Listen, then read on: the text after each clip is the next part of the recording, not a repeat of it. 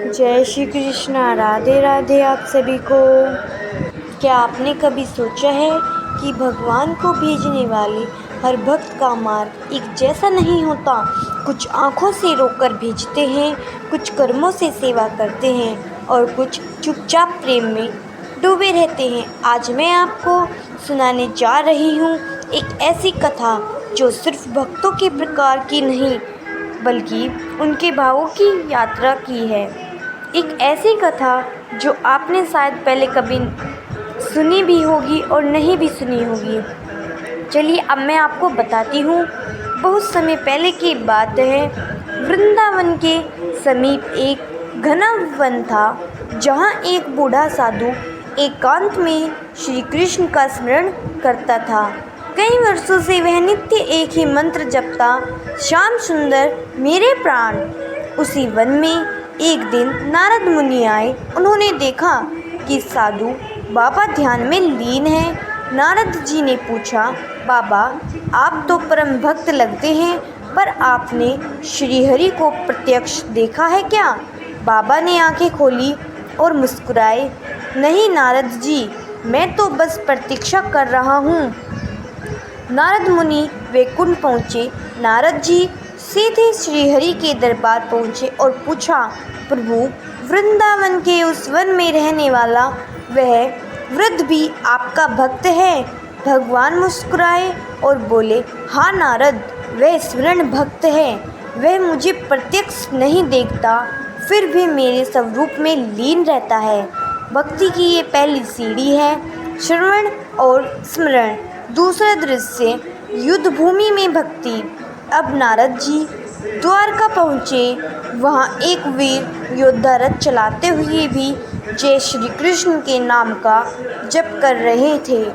उसने अपने रथ की ध्वजा पर श्रीहरि का नाम लिखा था। वह युद्ध करता, लेकिन मन उसका श्री कृष्ण में ही रहता। नारद जी को आश्चर्य हुआ, क्या ये भी भक्त है? श्रीहरि बोले, हाँ नारद जी, ये कर्तव्य भक्त है जो युद्ध भूमि में भी मुझे नहीं भूलता, मुझे हमेशा याद रखता है, जो जीवन के संघर्ष में रहते हुए भी मेरा नाम नहीं छोड़ता, वह मेरा भक्त है। तीसरा दृश्य, आँखों से बहती भक्ति।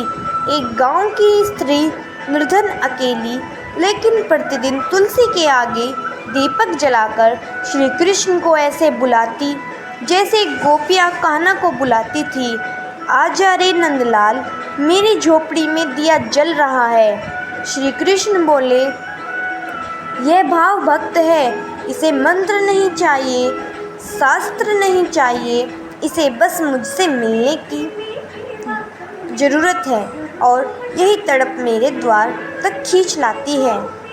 चारवां दृश्य, गोवर्धन ग्वाला। एक ग्वाला था जो रोज गाय चराते समय बांसुरी बजाता और कहता, श्याम आज की बांसुरी तेरे लिए है। श्रीहरि बोले, यह लीला भक्त है जो मुझे अपने खेल और संगीत, अपनी सादगी में खोजता है।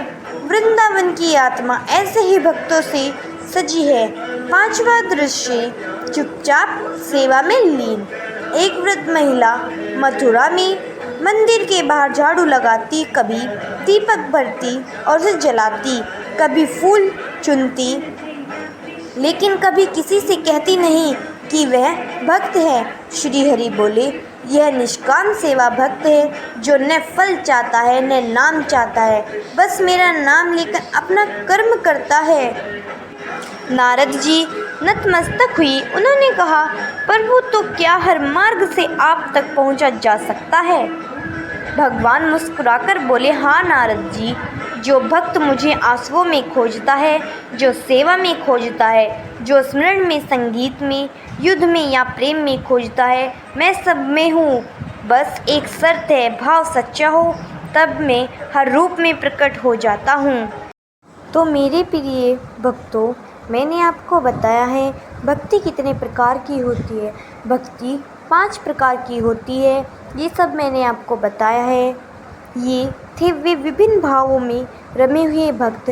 किसी ने सखा बनकर कृष्ण को पाया, किसी ने माता बनकर सेवा की, किसी ने दास्य भाव से समर्पण किया और कोई केवल नाम जपते ही मोक्ष पा गया।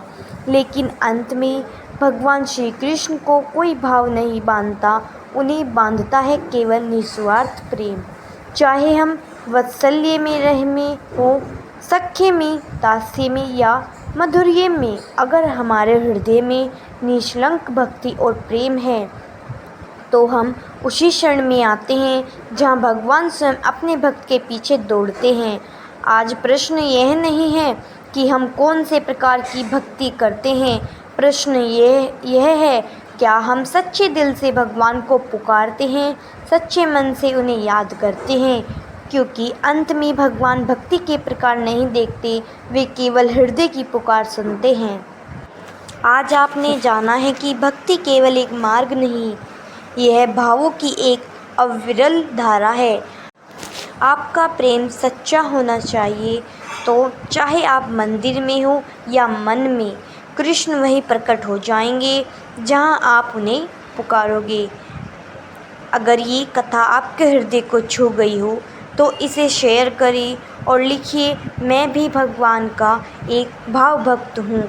हर भाव में श्री कृष्ण बसते हैं। जय श्री कृष्ण। राधे राधे।